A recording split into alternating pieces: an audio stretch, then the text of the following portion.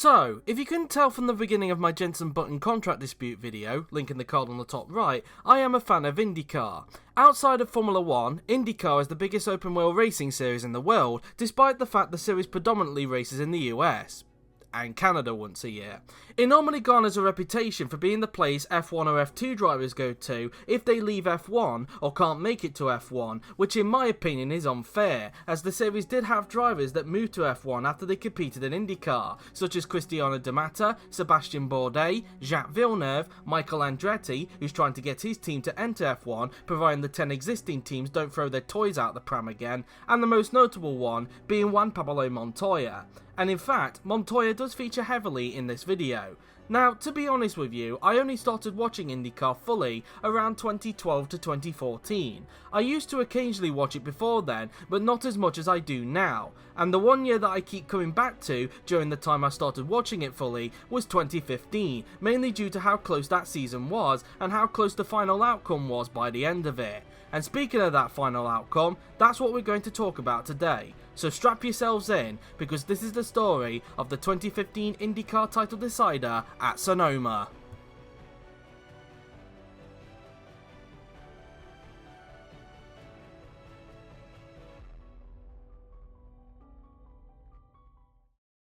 But before we get to that race, let's briefly go through all the races before this, before getting into the finale.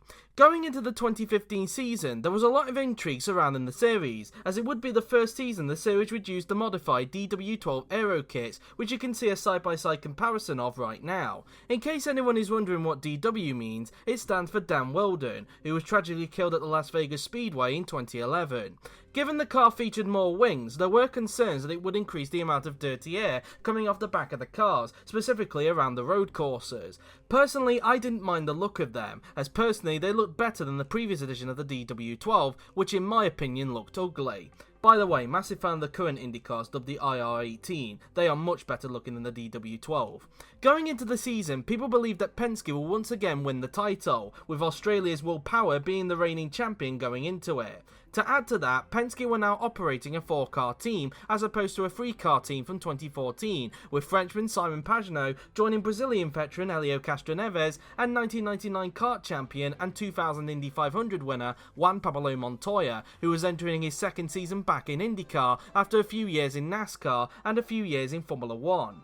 However, a team that was once again expected to be a thorn on Penske's side was Chip Ganassi Racing, specifically the Iceman and the IndyCar GOAT himself, Scott Dixon. And yes, before anyone asks, Scott is also nicknamed the Iceman. Kimmy isn't the only one. What do you think of that, Kimmy?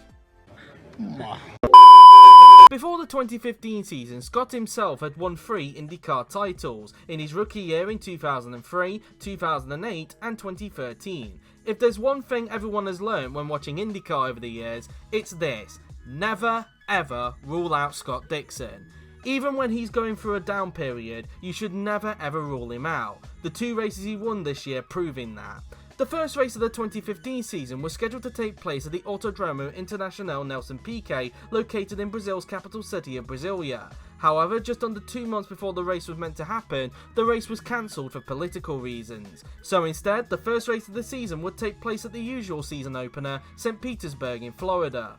In qualifying, Penske would completely dominate the session, with all 4 cars taking up the first 2 rows, with reigning champion Will Power on pole, ahead of Simon Pagenaud, Helio Castroneves and Juan Pablo Montoya.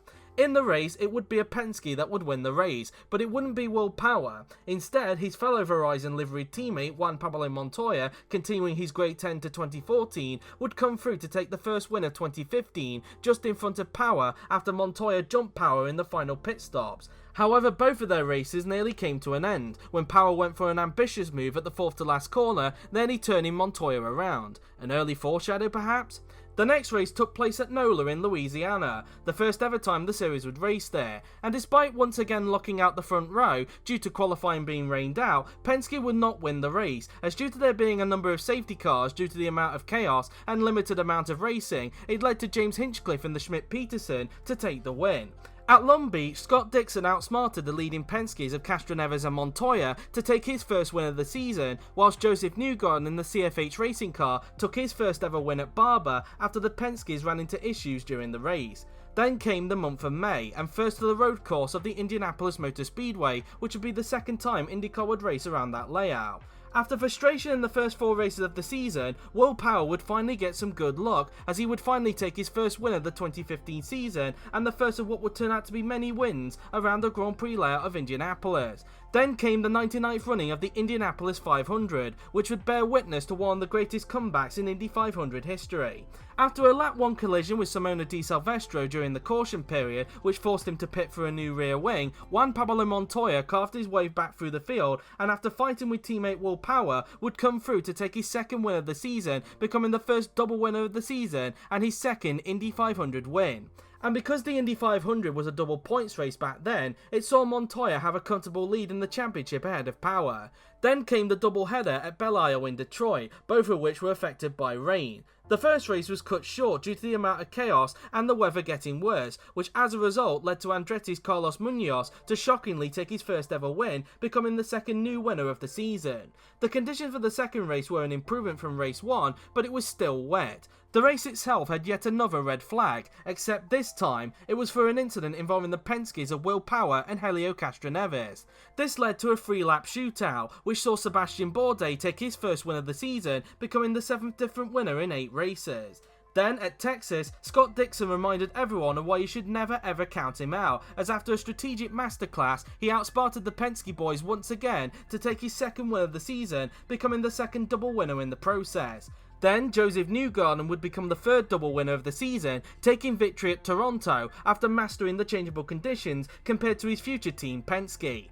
At Fontana, Graham Rahal would finally take his first win in 7 years in a race that saw the headlines dominated by the amount of pack racing that was going on, that eventually led to a big accident involving 2012 champion Ryan Hunter-Reay and Schmidt-Peterson's Ryan Briscoe, who was replacing James Hinchcliffe due to him suffering a bad injury during practice for the Indy 500. Thankfully, the Australian was able to walk away from this accident with no injuries. At Milwaukee, Sebastian Bourdais would become the 4th double winner of the season, whilst Ryan Hunter-Reay finally took his first win of the season at Iowa. Then both Rahal and Hunter-Reay would become double winners at the next 2 races, with Rahal winning at his home race of Mid-Ohio and Ryan Hunter-Reay winning at Pocono. However, Hunter-Reay's win was overshadowed by the death of Justin Wilson, who sadly lost his life when a piece of debris from Sage Karam's car bounced into the path of Wilson's cockpit. His death saddened the entire motorsport community, especially given 1 month prior, Jules Bianchi sadly passed away after 9 months in a coma following his tragic accident at the 2014 Japanese Grand Prix. To this day, Justin has never been forgotten. Going into the final race at Sonoma, Montoya led the championship by 34 points ahead of Graham Rahal, with Scott Dixon a further 13 points behind in third. And because the finale was a double points race, like at the Indy 500, it meant that the top 6 all realistically had a shot at the title. Even Helio Castroneves had a shot, despite not taking a win all season. However, realistically, the championship was between Montoya, Rahal, Dixon and Power, who was 61 points behind Montoya going into the race, but it would end up being 60 behind as a result of getting the bonus point for pole position. For Montoya, as long as he finished in the top 4, should Rahal win the race, the championship would be his. At the start, Power kept the lead ahead of Newgarden, whilst Montoya passed Pagenaud to move up to the crucial 4th place. Behind them, Rahal and Dixon made contact, with Rahal losing a few places at the start and Dixon moving up to 5th, 1 place behind Montoya. 3 laps later, and any chance Castroneves had of winning his first title went down the drain, as he would sustain front wing damage, forcing him to pit. At the end of lap 13, Scott Dixon made his first pit stop of the day, rejoining in 16th. A lap later, and the top 2 of Power and Newgarden made their first stop. However, after their pit stops, both would get compromised by Simon Pagenaud, who stopped to allow his teammate Power to go by, but ended up compromising Newgarden, who had to take avoiding action. 1 lap later, and Montoya, along with Hunter-Reay, make their first pit stops, and the pair rejoined behind Dixon, who thanks to stopping 2 laps earlier, was able to get the jump on the pair of them, moving him up to 3rd once everyone in front pitted.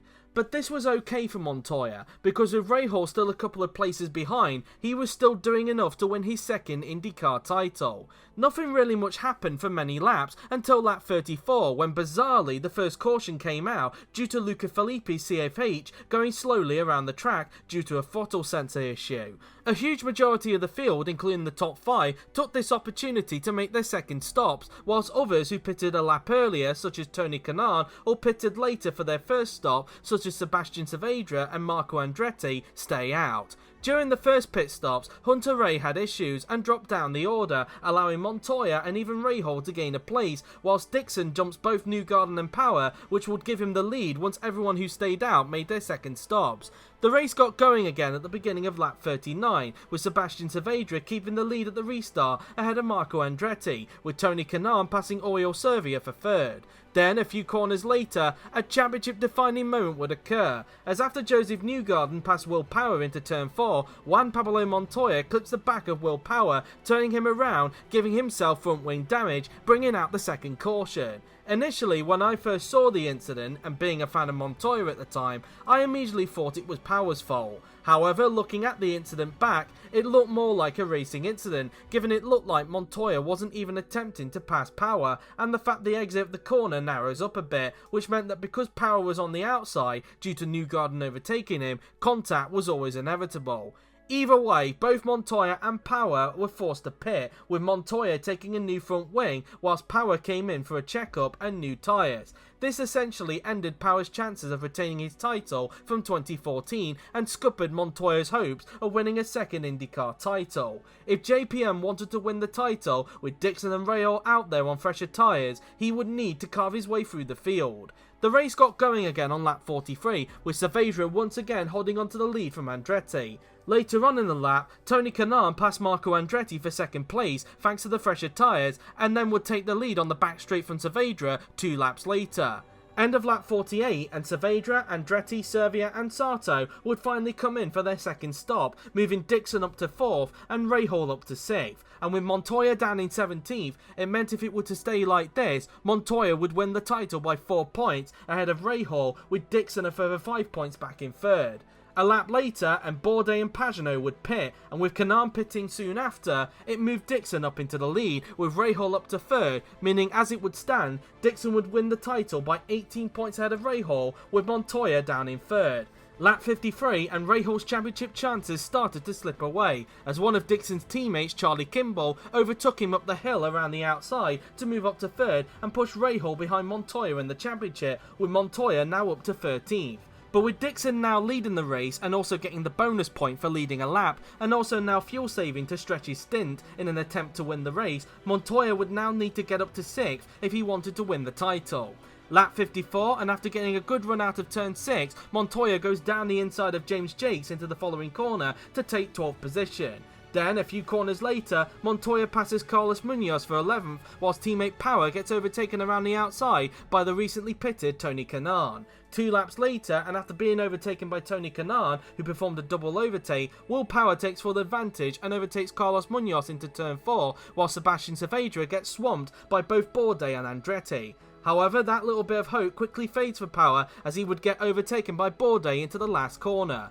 A bit in front, Kanaan had caught up to the back of Montoya, who himself was stuck behind Rodolfo Gonzalez, and after attempting to pass Montoya at the chicane, which forced him to take avoiding action, he gets JPM 2 corners later to do his teammate Dixon a favour and move up to 11th.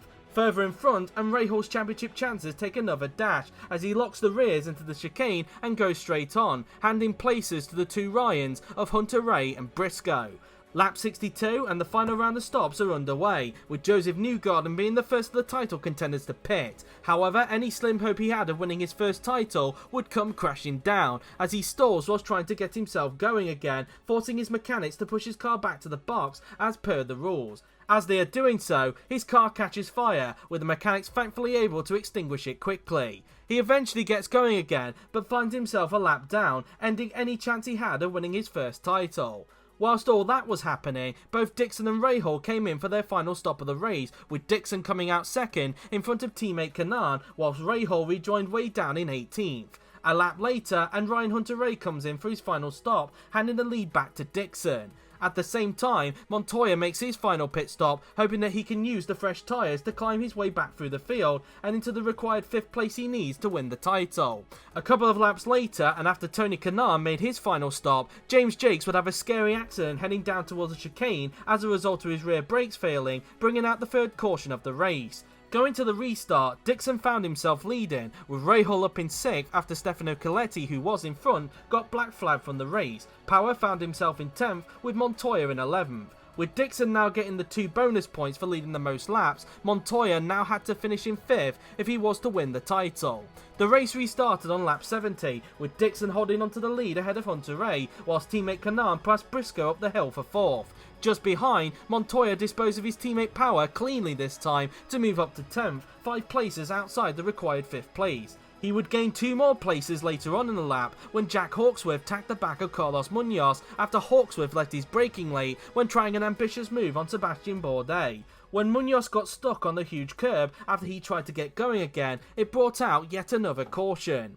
With 12 laps to go, the race gets going again, with Dixon once again holding onto the lead from Hunter Ray. 3 laps later, and Sebastian Bourdais attempted to line up a pass on Graham Rahal, tags the back of him, and Rahal goes around, essentially ending his championship hopes and moving Montoya up to 7th. This would lead to Bourdais getting a drive-through penalty. However, Montoya would not need that, as after going off at the chicane the lap after the collision with Rahal, Bourdais would once again make the same mistake a lap later, allowing Montoya to move up to 6th, 1 place away from the required 5th place he needed. The man he would need to chase next was Ryan Briscoe, but with only 5 laps to go, JPM would need to get the hammer down. With 1 lap to go, Montoya was pushing to the limit, trying everything he could to catch and pass Briscoe. Back at the front meanwhile, Scott Dixon crossed the line to make it back-to-back wins at Sonoma. He had done everything he needed to do, now he just had to wait and see if Montoya could pass Briscoe. As JPM came out of the final corner, he found himself still behind Briscoe. Briscoe crossed the line in 5th, with Montoya just behind him in 6th, meaning both Montoya and Dixon were on 556 points, meaning it went to a tiebreaker.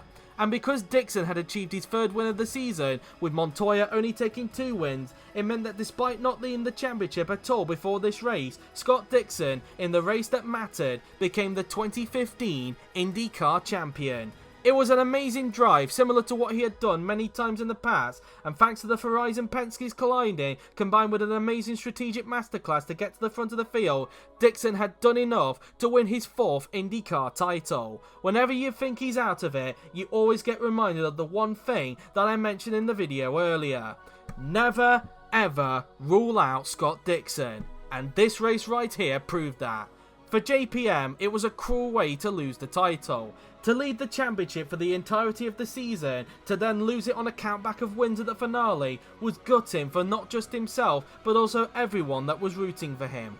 Whatever your view is of the incident between the Ferraris and Penskes, the upshot of it is this: had that collision never had happened, JPM would have cruised to an easy 2nd title.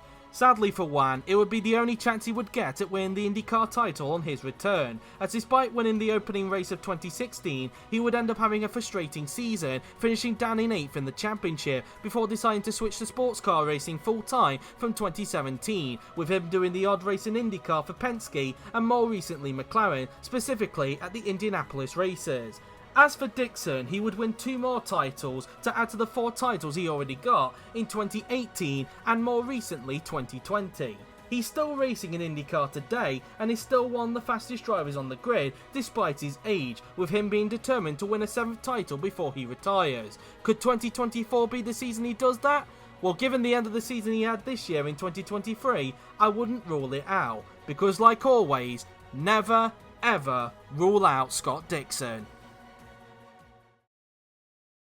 While Sonoma normally gathers a reputation for being quite boring for IndyCar, it did at times create some memorable moments, and this race was one of them. To have 6 drivers mathematically in with a shot at the title, even with how ridiculous the point system rule was, which thank God they got rid of years later, was a true demonstration of how manic that season was. And combined with the drama that happened in that race, specifically with the 2 Ferraris and Penskes, it produced a very tense finale, which saw the Iceman come out on top once again, and on top of the IndyCar IndyCar mountain. If you have never seen the 2015 title decider before, I fully recommend you watch it on the IndyCar YouTube channel, as IndyCar themselves have the full race up on their YouTube channel. The 2015 title decider, one of the most dramatic, tense and exciting title deciders in the modern era.